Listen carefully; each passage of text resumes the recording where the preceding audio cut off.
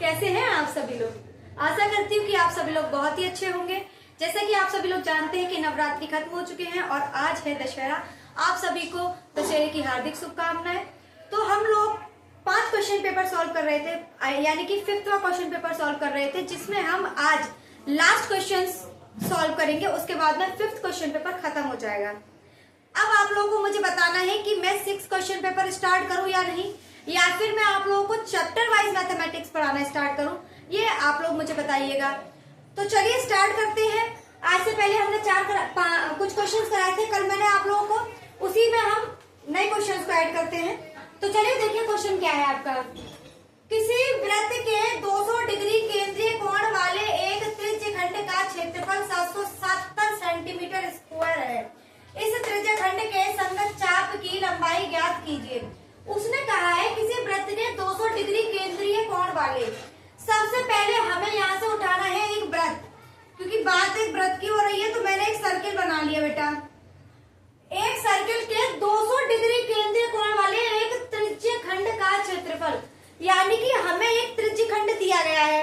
आप लोगों को मैं इस तरीके के क्वेश्चन पहले कई बार करा चुकी हूँ, तो ये क्वेश्चन आप लोगों के लिए बिल्कुल भी टफ नहीं होना चाहिए।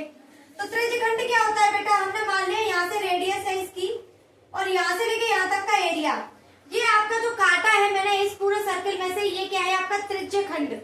तो यानी कि यहाँ से लेके यहाँ तक इसकी क्या है, ये रेडियस दे रखी है। हमें यहाँ का एक एंगल दे रखा है 200। आप लोग जानते हैं कि जो ट्राइंगल होता है इसका ये पूरा जो होता है, पूरे का एरिया 360 होता है, ये 200 है। और उसने हमें जो त्रिज्यखंड है यही वाला, इसका एरिया भी दे रखा है कि हमारे पास इतना एरिया है। उसने बोला है डायमीटर ज्ञात कीजिए। डायमीटर कैसे ज्ञात करेंगे, अगर हम रेडियस पता कर ले तो हमारे पास क्या निकल आएगा, डायमीटर। सॉरी, हमें चाप की लंबाई पूछ रहा है, यानी कि ये लंबाई कितनी है इसकी। तो चलिए पता कर लेते हैं कैसे करेंगे। तो सबसे पहले मैंने आप लोगों को त्रिज्यखंड का क्षेत्रफल बताया था।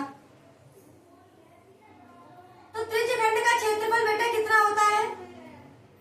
सबसे पहले तो हम एंगल लेंगे, क्योंकि हमें एंगल गिवन है, बट्टे 360। हमें एंगल दिया गया है, उसमें हम अगर 360 का यानी कि टोटल का डिवाइड लगा देंगे तो हमें निकल आएगा कितना एंगल है। अच्छा, और हमें दे रखा है पाई आर स्क्वायर। चलिए थीटा कितना दे रखा है बेटा, 200 डिग्री, 360। पाई की वैल्यू 22/7। रेडियस हमें निकालना है। हमें यहाँ पर त्रिज्यखंड का क्षेत्रफल गिवन है, कितना दिया गया बेटा, 770। हमने यहाँ पर लिख लिया 770। यहाँ तक आप लोगों को कोई समस्या कोई परेशानी नहीं होनी चाहिए। और अगर कोई समस्या कोई परेशानी हो रही है तो इसका अर्थ है कि आपने मेरे पुराने वाले कोई भी वीडियो नहीं देखे हैं, वरना क्वेश्चन देखने के बाद में इसे बच्चे खुद ही सॉल्व कर लेंगे। जिसने सारे वीडियोस देखे हैं वो इस क्वेश्चन को सॉल्व मुझसे, मेरा सॉल्यूशन देखेगा, इन्हीं को खुद से कर लेगा, क्योंकि इस तरह से हमने कई क्वेश्चंस कर लिए हैं। 0 से 0 कैंसिल आउट हो गया, 0 से 0 कैंसिल हो गया, 11 दूनी 22, 11 से 7 बार चला गया, 4 से गया 9 बार। तो देखिए हमारा टोटल स्क्वायर कर लेते हैं हम, 7 × 7 × 9। देखिए बच्चों 7 × 7 3 × 3। जब भी स्क्वायर हटता है तो उस तरफ क्या लग जाता है बच्चों, स्क्वायर रूट लग जाता है। और जैसा कि आप लोग जानते हैं कि अगर अंडर रूट के अंदर कोई भी 2 जोड़े में आते हैं तो वो बाहर निकल के 1 हो जाता है। ये भी से डबल है और ये भी, तो बाहर निकला ये, तो कितना आ गया 21। हमारे पास बेटा इसके रेडियस की लंबाई पता चल गई कि 21 सेंटीमीटर इसकी रेडियस है। हमसे बोला है चाप की लंबाई ज्ञात कीजिए। तो चलिए देखते हैं चाप की लंबाई कैसे ज्ञात करेंगे। मैं ये हटा देती हूँ यहाँ से। चलिए देखते हैं चाप की लंबाई। तो बेटा चाप की लंबाई क्या है बेटा, आपकी चाप की लंबाई है 2 पाई आर इंटू बट्टे 360। 2 इंटू पाई की 22/7, आर कितना बच्चों 21, थीटा कितना है 200 और ये कितना है 360। चलिए बेटा कैंसिल आउट कीजिए, ये कैंसिल हो गया। 2 से इसे काटिए, 2 से 18 बार गया, इसे काटिए 11 बार,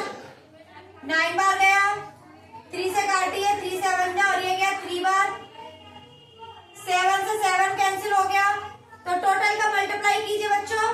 मैंने मल्टीप्लाई किया तो 11 दूनी 22 220 बट्टे 3। हमारी जो चाप की लंबाई आ गई बेटा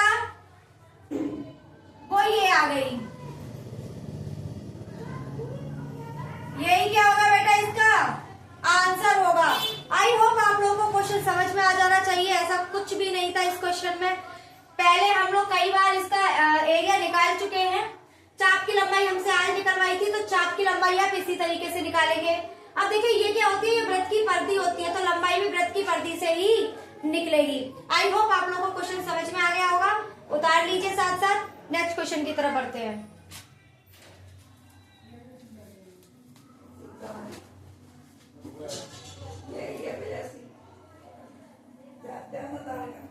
चलिए देखिए क्वेश्चन क्या दे रखा है नेक्स्ट।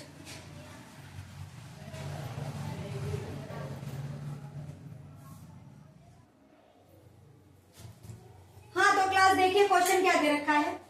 क्वेश्चन दे रखा है कि एक अर्धगोला और एक शंकु के, यानी कि हमें दो चीज दे रखी है। एक अर्धगोला दे रखा है और एक शंकु दे रखा है। एक अर्धगोला और एक शंकु के समतल आधारों को जोड़कर, दोनों का आधार क्या बेटा सेम ही है, समतल आधारों को जोड़कर एक ठोस निर्मित किया गया है। तो चलिए सबसे पहले मैं आप लोगों को डायग्राम बनाना बताती हूँ कि डायग्राम कैसे बनेगा। तो देखिए सबसे पहले क्या होगा, हमने एक शंकु ले लिया। शंकु कैसा होता है बेटा, शंकु बर्थडे में आने वाली कैप के जैसा होता है या फिर खाने वाली आइसक्रीम के जैसा होता है शंकु। मैंने शंकु ले लिया। उसने कहा है कि एक शंकु और एक अर्धगोले को, अर्धगोला कैसा होता है बेटा, ये हो गया आपका अर्धगोला। उसने बोला एक शंकु और एक अर्धगोले को जोड़ा गया है और एक ठोस, यानी कि एक नया खिलौना बना लिया हमने। ठीक है, हमने एक खिलौना बना लिया। उसने बोला है यदि ठोस का संपूर्ण आयतन 45 सेंटीमीटर क्यूब है, यानी कि जो ये खिलौना बना है इस टोटल का हमें वॉल्यूम यानी कि आयतन दे रखा है जो कि 45 सेंटीमीटर क्यूब है, यानी कि इस पूरे का जो आयतन है वो हमें कितना गिवन है बेटा, 45 सेंटीमीटर क्यूब है। उसने कहा है इसकी ऊंचाई यानी कि शंकु की जो हाइट है, जो शंकु की जो ऊंचाई है वो बेटा 45 सेंटीमीटर स्क्वायर है। और उसने बोला है तो वाइनिस्ट समतल का व्यास ज्ञात कीजिए, यानी कि यहां से लेके यहां तक का डिस्टेंस पूछा है। ये टोटल डिस्टेंस पूछा है, कितना दे रखा है। ये टोटल डिस्टेंस हमसे पूछा है कि आपको डी बताना है। तो चलिए बेटा इसे सॉल्व करने की कोशिश करते हैं। 45 नहीं, ये 9 दे रखा है। आई होप आप लोगों को ये समझ में आ गया होगा कि हमें गिवन क्या है और हमें निकालना क्या है। हमें दो बर्तन है जिनको जोड़ करके एक नया बर्तन बनाया गया है। हमें उसका पूरा वॉल्यूम दे रखा है। अब हमें उसके वॉल्यूम को दे करके हमसे पूछा है कि जो आधार है उसका व्यास कितना है। तो व्यास निकालने के लिए हमें पता होना चाहिए रेडियस।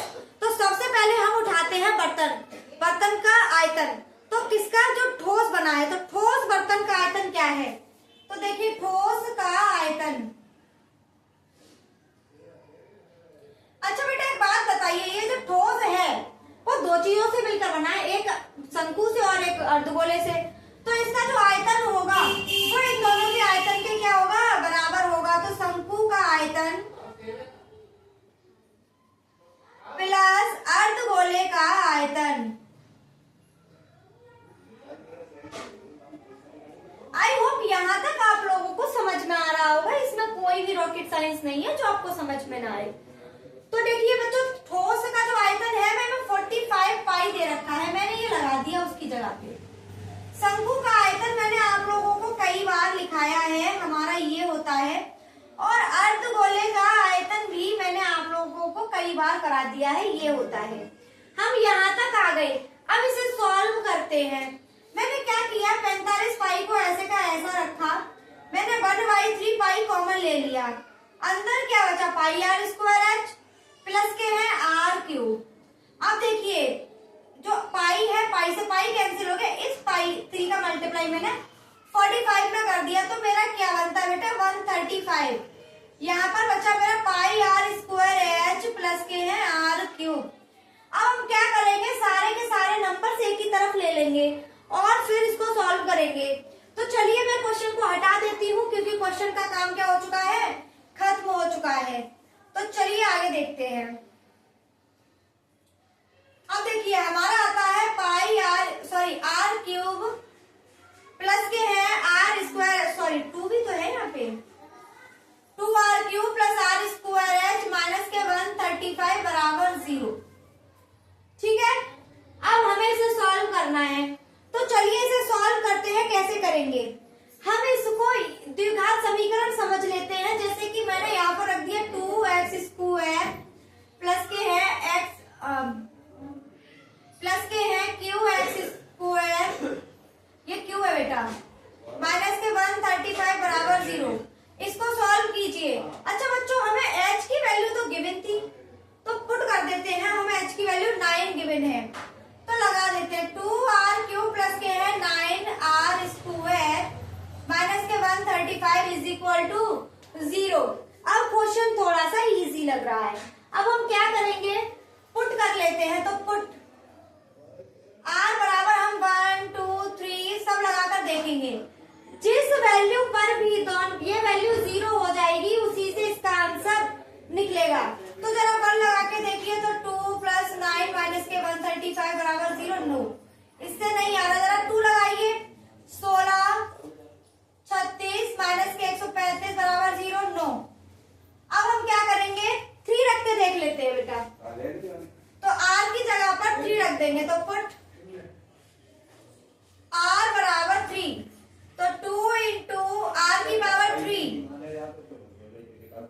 9 इंटू 3 की पावर 2 माइनस के 135 इज इक्वल टू 0।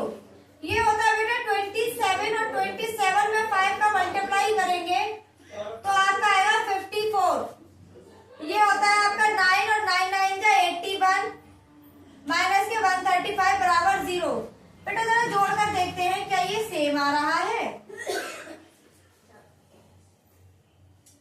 तो देखिए 5,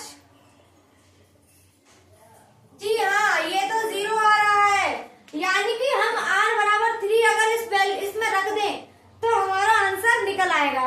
तो चलिए सॉल्व करते हैं। अब मैंने क्या किया, r के पास 3 ले आई और बराबर 0। अब r माइनस 3 से भाग देने पर, चलिए बेटा r माइनस 3 का डिवाइड लगा दीजिए। 2r क्यूब प्लस के है 9r स्क्वायर माइनस के है 135। चलिए देखिए यहाँ पर हमें r की वैल्यू 1 गिवन है और यहाँ पर r की वैल्यू 3 गिवन है। तो हम किसका इसमें मल्टीप्लाई करें कि हमारी वैल्यू 3 हो जाए। तो हम इसमें r की पावर 2 का अगर मल्टीप्लाई कर दें तो हमारे पास क्या बनेगा, ये बनेगा। तो चलिए हम लगा देते हैं इसको।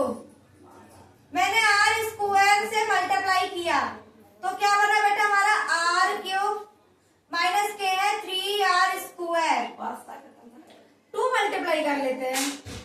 तो देखिए ये तो हो गया आपका कैंसिल आउट। कितने हो गए बेटा, 12 माइनस के है 135। आई होप, सॉरी 6 आएगा यहाँ पे, तो आपके 15 हो जाएंगे। आई होप यहाँ तक आपको कोई समस्या नहीं होनी चाहिए। चलिए आगे देखते हैं। अब हमें इसमें कितने का मल्टीप्लाई करें कि ये आ जाए। मैं यहाँ पर 15 का मल्टीप्लाई कर दूं और यहाँ पर r स्क्वायर है, यहाँ r है, तो मुझे एक r की जरूरत है। मैंने एक r का मल्टीप्लाई कर दिया। जब मैंने एक r का मल्टीप्लाई किया तो 15r स्क्वायर हो गया और यहाँ पर 45r हो गया, माइनस प्लस ये कैंसिल आउट हो गया बेटा। अब देखिए 45r बचा मेरा और मेरा माइनस के 135 बचा। अब मैं कितने से करूंगी, अब मैं इसमें मल्टीप्लाई करूंगी 45 से, तो प्लस का 45, तो 45r माइनस के 135 बेटा, माइनस प्लस क्या हो गया, पूरा कैंसिल आउट। यानी कि हमारे पास जो इक्वेशन निकल कर आई वो ये निकल कर आई और एक ये। अब हमें इससे r की वैल्यू निकालनी है। जो हमने निकाला है उससे क्या निकालनी है, r की वैल्यू निकालनी है। जैसा कि हम लोग जानते हैं कि आप इससे कोई भी r की वैल्यू निकालिए, इससे वैल्यू आपकी नेगेटिव में ही आएगी। किस में आएगी? नेगेटिव में ही आएगी। हम इसे काल्पनिक बोल सकते हैं क्योंकि वैल्यू कैसी आएगी? नेगेटिव। लेकिन हम किसी भी चीज की रेडियस काल्पनिक या नेगेटिव नहीं ले सकते हैं, हमें रेडियस हमेशा पॉजिटिव ही लेनी पड़ेगी। तो हमारे पास ऑलरेडी r बराबर 3 आ चुका है, तो हमारे पास जो रेडियस होगी वो कितनी होगी? r बराबर 3। लेकिन आपको याद होना चाहिए हमसे रेडियस नहीं, हमसे डायमीटर यानी कि व्यास पूछा है। और व्यास क्या होता है बेटा? त्रिज्या होता है। त्रिज्या का होता है दुगना, 2 × 3 यानी 6। डी की वैल्यू कितनी आ गई? 6। आई होप आप लोगों को समझ में आ गया होगा कि किस तरीके से ये क्वेश्चन मैंने सॉल्व किया है। तो चलिए आप लोग इस क्वेश्चन को उतार लीजिए या फिर स्क्रीनशॉट ले लीजिए, इसके बाद में मैं आपको नेक्स्ट क्वेश्चन सॉल्व करवाती हूँ।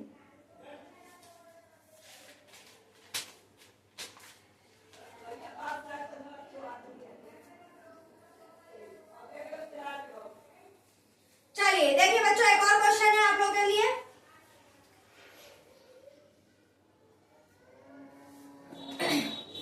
बेटा क्वेश्चन दे रखा है हमें a + b बराबर 90 डिग्री दे रखा है। अंडर रूट में हमें दे रखा है tan a tan b plus tan a cot b upon में है sin a sec b minus के साइन स्क्वायर b अपॉन में cos स्क्वायर a, और हमें प्रूव करना है कि ये tan a के बराबर होगा। हमें बेटा एक क्वेश्चन दे रखा है, ये टोटल हमें क्वेश्चन दे रखा है और हमसे कहा है कि इसको सॉल्व करिए, जो कि सॉल्यूशन जिसका किसके बराबर आना चाहिए? जिसका सॉल्यूशन tan a के बराबर आना चाहिए। तो चलिए बच्चों इसको tan a के बराबर सॉल्व करते हैं। सबसे पहले आपका ध्यान इस बात पर होना चाहिए कि हमसे क्या प्रूफ मांगा है। वैल्यू पूरी tan में होनी चाहिए, यानी कि आपके पास जितना भी क्वेश्चन दे रखा है कन्वर्ट कर ले इसे tan में। उसके बाद में हमें फोकस करना है एंगल पर। हमें एंगल दे रखा है a, तो हमें पूरा का पूरा जो क्वेश्चन है उसको tan a में कन्वर्ट करना है। अब देखिए यहाँ पर tan b भी दे रखा है, यहाँ भी दे रखा है, यहाँ भी दे रखा है।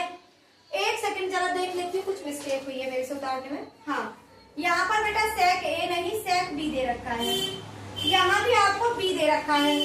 तो आपको क्या करना होगा बेटा? जो हमें ऊपर एक इक्वेशन दे रखी है, इस इक्वेशन से हम इनको क्या करेंगे?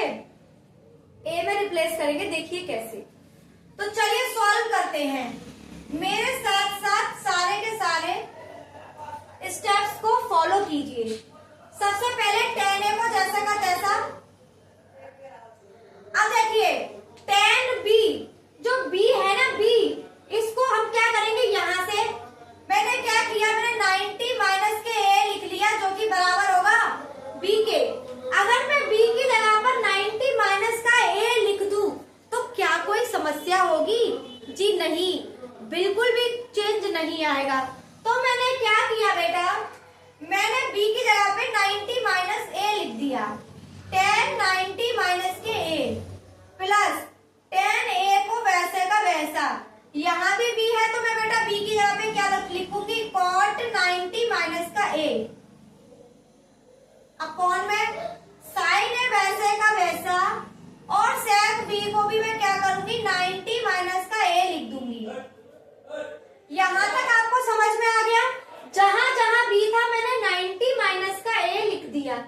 चलिए आगे देखते हैं कि क्या करना है। अब देखिए बच्चों, यहाँ पर दे रखा है sin स्क्वायर b, तो हम यहाँ भी क्या करेंगे? 90 माइनस का a लिख लेंगे और यहाँ पर cos स्क्वायर a। यहाँ तक आपको समझ में आ गया होगा। हमने बेटा LHS उठाई है और हम इससे RHS को प्रूफ करेंगे। अब देखिए अब क्या करना है हमें? नेक्स्ट स्टेप देखिए, tan a अपनी जगह पर वैसे का वैसा रहेगा। tan 90 माइनस a मैंने आप लोगों को ये करवाया था, जिसमें यहाँ पर 90 माइनस थीटा चल रहा था, और जब 90 माइनस थीटा था तो सारी वैल्यूज प्लस की थी, और प्लस की होने के साथ साथ क्या हो रही थी? चेंज हो रही थी। तो 90 माइनस थीटा में वैल्यूज चेंज हो रही थी, यानी कि जो ट्रिग्नोमेट्रिक जो हमारे त्रिकोणमितीय अनुपात है वो चेंज हो रहे थे। तो यहाँ पर tan है तो क्या हो जाएगा बेटा इसका उल्टा cot। तो यहाँ पर आ जाएगा आपका cot A plus tan A की जगह tan A ही रहेगा, यहाँ पर हो जाएगा tan A। अब देखिए नीचे sin A की जगह sin A ही रहेगा, sec की जगह हो जाएगा cosec A। अब हमारे पास यहाँ क्या बचता है बेटा, माइनस के साइन स्क्वायर 90 माइनस ए, साइन होता है बेटा कॉस का उल्टा, तो cos square A upon cos square A. I hope यहाँ तक आपको कोई समस्या नहीं होनी चाहिए, सब कुछ समझ में आ रहा है। तो चलिए आगे देखते हैं क्या होगा। देखिए बेटा कॉस स्क्वायर ए से मैंने कॉस स्क्वायर ए यही कैंसिल आउट कर दिया वन टाइम। अब इस पूरे को कन्वर्ट कर लेते हैं, क्या मैं यही कन्वर्ट कर दूं? tan A अपनी जगह वैसे का वैसा, cot A क्या होता है बेटा tan A का उल्टा, यहाँ नहीं हो पाया दूसरी पे चलते हैं। ऊपर से मैं इस टैब को रिमूव कर रही हूं। अब देखिए क्या करना है, मैं यहां तक आप लोगों को समझ में आ गया होगा। स्क्रीनशॉट बेटा लेते रहिएगा जिससे कि आप लोगों को समस्या ना हो। tan A cot A को 1/tan A लिख लेंगे plus tan A into tan A बेटा tan स्क्वायर A अपॉन में sin A। बेटा cosec A क्या होता है 1/sin A का उल्टा। अच्छा ये इससे कैंसिल हो चुका है तो क्या बचा माइनस के 1। यहां तक क्लियर है? किसी को कोई समस्या, कोई दिक्कत, कोई परेशानी हो तो प्लीज मुझे बताएं, और अगर नहीं है तो थंब बताएं, थंब का निशान छोड़ दे। अब देखिए tan A से tan A कैंसिल हो गया, तो कैंसिल होने पे 1 बचा प्लस के tan square A, sin A से sin A कैंसिल हो गया तो प्लस का 1 बचा माइनस का 1। अब देखिए बच्चों 1 plus tan square A minus का 1 से 1 भी कैंसिल हो गया, बचा क्या अंडर रूट में tan स्क्वायर A। आप लोगों को मैं बता चुकी हूँ कि जो स्क्वायर होता है वो अपने स्क्वायर रूट को कैंसिल कर देता है, तो ये स्क्वायर अपने स्क्वायर रूट को कैंसिल कर देगा, बचा क्या tan A। बच्चों हमें यही तो प्रूव करना था, तो LHS बराबर RHS। आई होप आप लोगों को क्वेश्चन समझ में आ गया होगा। चलिए तो इस क्वेश्चन को आप लोग उतार लीजिए और फिर आगे बढ़ते हैं।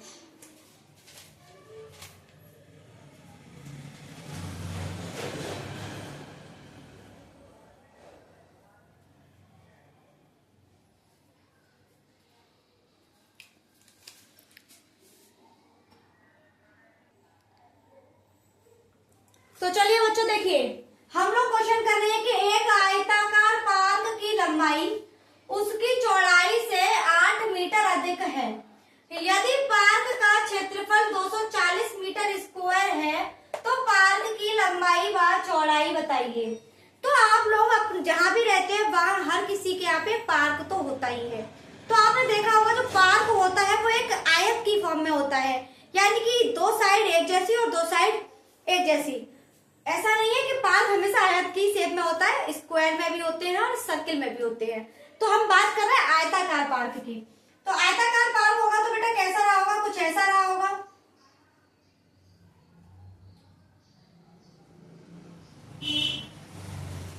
कुछ ऐसा आपका क्या रहा होगा, पार्क रहा होगा। उसने बोला आयताकार पार्क की लंबाई उसकी चौड़ाई से 8 मीटर अधिक है, यानी कि ना तो हमें लंबाई की भिन्न है और ना ही हमें चौड़ाई की भिन्न है। तो मैथ का सबसे अच्छा फंडा मान लीजिए। तो चलिए मान लेते हैं। तो माना पार्क की चौड़ाई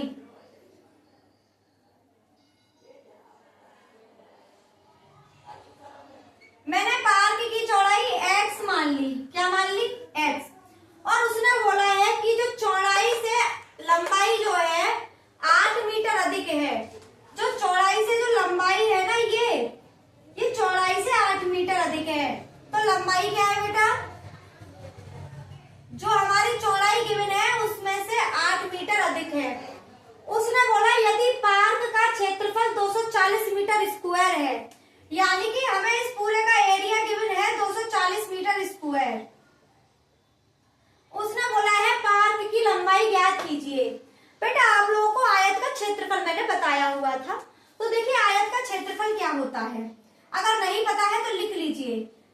का क्षेत्रफल होता है बेटा लंबाई गुणा चौड़ाई, और आयत का परिमाप लिख लीजिए।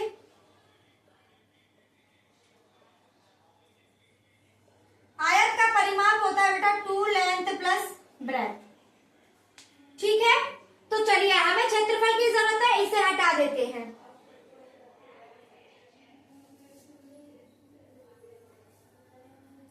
देखिए क्षेत्रफल हमें गिवन है बेटा 240 मीटर, लंबाई बेटा x है, चौड़ाई और लंबाई इन दोनों का ये है। चलिए बेटा जरा मल्टीप्लाई कर लेते हैं। 240 is equal to x square plus के है 8x। अब क्या करेंगे बेटा, हम लोग इस पूरे को एक तरफ ले लेते हैं और x की वैल्यू फाइंड करते हैं। तो x square plus 8x minus के 240 इज इक्वल टू 0। अब हमें देखना ये है कि इसके ऐसे कौन से दो फैक्टर बनेंगे जिसको जोड़ने या घटाने पर हमारा 8 आ जाना चाहिए। तो चलिए देखते हैं। एलसीएम लेना सीखिए।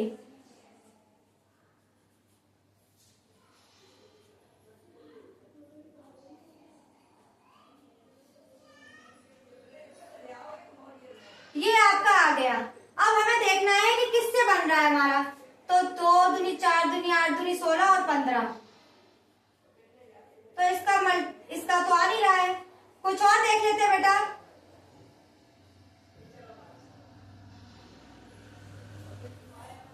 ठीक है बेटा, अगर हम 20 का मल्टीप्लाई 12 में करते हैं तो 20 में से 12 को माइनस करेंगे तो हमारा कितना आ जाएगा, 8 आ जाएगा। तो देखिए बेटा 20 का मल्टीप्लाई अगर मैंने 12 में किया तो 240, और 20 में से 12 घटाऊंगी तो 8। तो क्या मैं 8 की जगह पर 20 माइनस 12 लिख सकती हूँ? तो चलिए लिख लेते हैं। X square plus 12 minus 20 minus के है 8x माइनस के 240 बराबर 0। यहाँ तक आप लोगों को सब कुछ समझ में आ जाना चाहिए। बेटा फैक्टर करना मैं पिछले कई दिनों से आपको लगातार सिखा रही हूँ, अब तक आपको समझ में आ जाने चाहिए। चलिए मैं क्वेश्चन को हटा देती हूँ क्योंकि क्वेश्चन की आवश्यकता हमें नहीं है। तो देखिए बच्चों इसे सॉल्व करते हैं। एक्स स्क्वायर प्लस के 20x माइनस के 8x माइनस के 240 बराबर 0। इसमें बेटा क्या कॉमन है, x। मैंने x कॉमन ले लिया तो प्लस का 20 बचा। इसमें बेटा माइनस के 8 कॉमन है तो यहाँ पे बचेगा 8 प्लस के है 20 बराबर 0। अब बेटा दोनों में क्या कॉमन है, मैंने क्या किया है यहाँ पर, ओफो 12 होगा, सॉरी बच्चों। 12 दूनी 24, अब सही आया है। अब हम क्या करेंगे बेटा, ये दोनों ब्रैकेट सेम है तो इन दोनों को कॉमन ले लीजिए। क्या बचा, x माइनस के 12 बराबर 0। एक एक करके बेटा 0 के बराबर रखिए, इसको भी रखिए। बेटा देखिए एक वैल्यू हमारी नेगेटिव में आ रही है और एक वैल्यू हमारी पॉजिटिव आ रही है। आप ये जानते हैं कि कभी भी हम लंबाई चौड़ाई नेगेटिव में नहीं लेते हैं, तो नेगेटिव वाली वैल्यूज को हम छोड़ देंगे।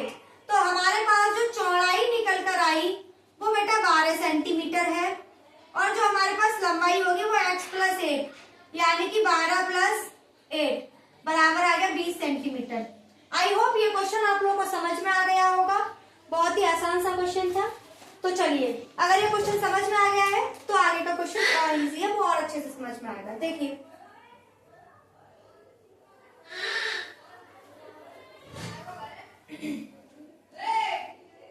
चलिए देखिए क्वेश्चन दे रखा है आपको ये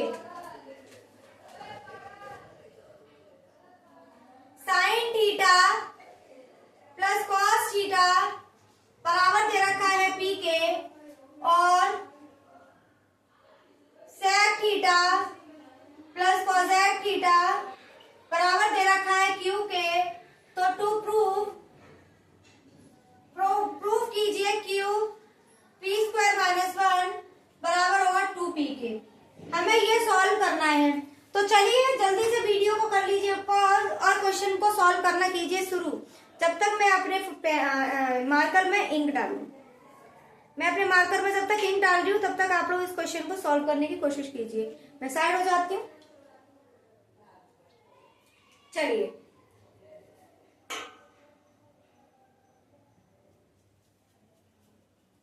हाँ, तो आई होप आप लोगों ने क्वेश्चन सॉल्व करने की कोशिश करी होगी। चलिए अब मैं करवाती हूँ।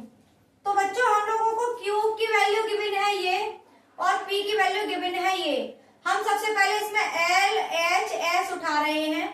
Q P square minus 1। Q की वैल्यू ये है, मैंने लिख लिया, sec थीटा प्लस के है cosec थीटा। ब्रैकेट में P की वैल्यू कितनी है बेटा, sin थीटा प्लस के है cos थीटा का होल स्क्वायर। यहाँ पी स्क्वायर दे रखा है तो होल स्क्वायर माइनस के 1। चलिए बेटा इसको सॉल्व करते हैं। 1 by cos theta, 1 by sine theta. बेटा इसका स्क्वायर खोलिए, a प्लस बी का होल स्क्वायर आई होप सबको आना चाहिए। अगर नहीं आता है तो आप बहुत ज्यादा पीछे चल रहे हैं। आपको सारे फॉर्मूले याद होने चाहिए, क्लास 5th 6th से स्टार्ट हो जाता है। तो a स्क्वायर प्लस के है बी स्क्वायर प्लस के है 2ab माइनस के है 1।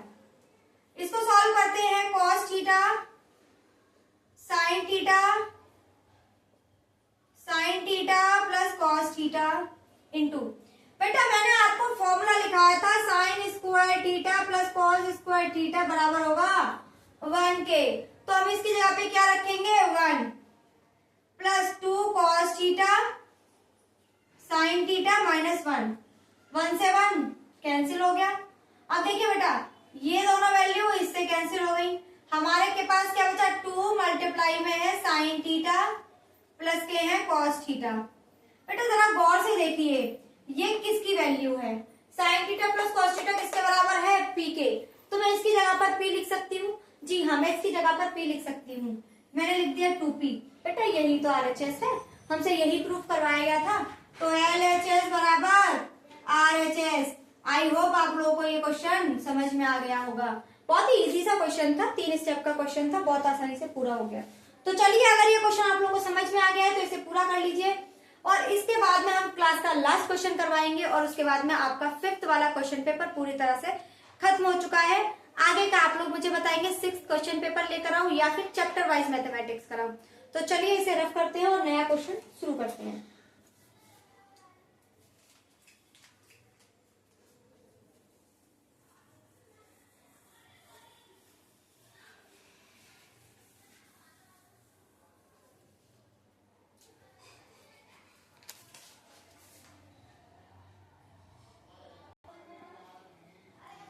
तो चलिए, क्लास लास्ट क्वेश्चन है हमारा इस वाली क्लास का। इसके बाद में क्लास को हम समाप्त करेंगे। क्वेश्चन क्या है, 7 मीटर ऊंचे भवन के शिखर से एक टावर के शिखर का उन्नयन कोण 45 डिग्री है।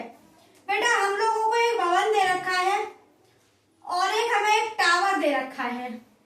हमसे कहा है 7 मीटर ऊंचे भवन, यानी कि जो ये भवन है इसकी हमें लंबाई दे रखी है 7 मीटर। उसने बोला है कि इसके शिखर से टावर के शिखर का उन्नयन कोण, टावर थोड़ा टेढ़ा बन गया था, इसे सीधा कर देते हैं। तो भवन के शिखर से टावर के शिखर का जो उन्नयन कोण है वो बेटा 45 डिग्री बन रहा है। उसने कहा है जबकि उसके पाद से टावर के शिखर का उन्नयन कोण 60 डिग्री है, लेकिन इससे यहाँ से पाद से जो टावर के शिखर का उन्नयन कोण है वो 60 डिग्री है। उसने कहा है कि टावर की हाइट ज्ञात कीजिए। आई होप आप लोगों को डायग्राम समझ में आ गया होगा कि मैंने कैसे बनाया है। उसने बोला है टावर की टोटल ऊंचाई ज्ञात कीजिए कितनी है। तो देखिए, सबसे पहले आप यहाँ से यहाँ तक की देखिए, ये 7 मीटर का घर है तो यहाँ तक की डिस्टेंस कितनी हो गई, 7 मीटर हो गई। हमें क्या नहीं पता बेटा, हमें इतनी ऊंचाई नहीं पता, तो मैंने इस ऊंचाई को h मान लिया। मैंने यहां से यहां तक के डिस्टेंस को क्या मान लिया बेटा, x कंसीडर कर लिया। अब मैं यहां नाम दे देती हूँ A B C D E। तो सबसे पहले मैं बेटा वाले ट्राइंगल में आती हूँ AEB में। तो ट्राइंगल AEB में तो यहाँ पर बेटा मैंने tan 45 लगाया। इसकी लंबाई h दे रखी है, आधार x है। जैसा कि मैं आप लोगों को ट्रिग्नोमेट्रिक टेबल पहले ही बनाना बता चुकी हूँ, याद भी करना बता चुकी हूँ, तो आप लोगों को tan 45 की वैल्यू पता होनी चाहिए। tan 45 की वैल्यू होती है 1 बराबर होगा h बट्टे x। बेटा क्रॉस मल्टीप्लाई करेंगे तो जो इसका ब्रेथ है वो इसकी हाइट की क्या है, बराबर है। अब आते हैं बेटा हम इसमें ADC में। तो हमने उठाया ट्राइंगल ADC में, तो यहाँ पर एंगल कितना है बेटा 60, तो tan 60 बराबर। अब बेटा इसके लिए जो लेंथ लगेगी वो हमारी h प्लस 7 और ब्रेथ हमारी क्या होगी बेटा, सेम होगी x। यहाँ तक आई होप आप लोगों को कोई समस्या, कोई परेशानी, कोई दिक्कत हो तो मुझे बताएं। होनी भी नहीं चाहिए यहाँ तक तो कोई समस्या। आगे बढ़ते हैं, क्वेश्चन को हटा देती हूँ क्योंकि आवश्यक खत्म हो चुकी है। देखिए tan 60 की वैल्यू होती है बेटा √3, h प्लस के है 7। बेटा x किसके बराबर है, बेटा x बराबर है h के, तो मैं x की जगह पर भी क्या रख दूंगी, h। मैंने क्या किया, क्रॉस मल्टीप्लाई कर लिया, तो h √3 बराबर h प्लस के है 7। मैंने क्या किया, इस h को मैं इस तरफ ले आई, तो h √3 माइनस के h बराबर हो जाएगा 7 के। यहाँ तक कोई समस्या, कोई दिक्कत, कोई परेशानी हो तो प्लीज मुझे बताएं, और अगर नहीं है तो थंब भेजिए। इसमें से h कॉमन लीजिए, आपका आ गया √3 माइनस 1 बराबर हो गया 7 के। इसका क्या लगा देंगे बेटा, इसका लगा देंगे हम डिवाइड, तो h बराबर 7 अपॉन में √3 माइनस के है 1। हमारी जो हाइट है बेटा वो हमारी इतनी आ गई, लेकिन याद रखिएगा कभी भी जो हर में जो संख्या होती है उसे अंडर रूट में नहीं छोड़ते हैं, तो उसे हम अंडर रूट हटाने की कोशिश करेंगे। जब भी इस तरीके का दे रखा हो तो आपको ऊपर नीचे मल्टीप्लाई तो करना है, लेकिन माइनस की जगह किसका, प्लस का। समझ में आया? हम इसके कॉन्जुगेट का मल्टीप्लाई कर देंगे ऊपर और नीचे।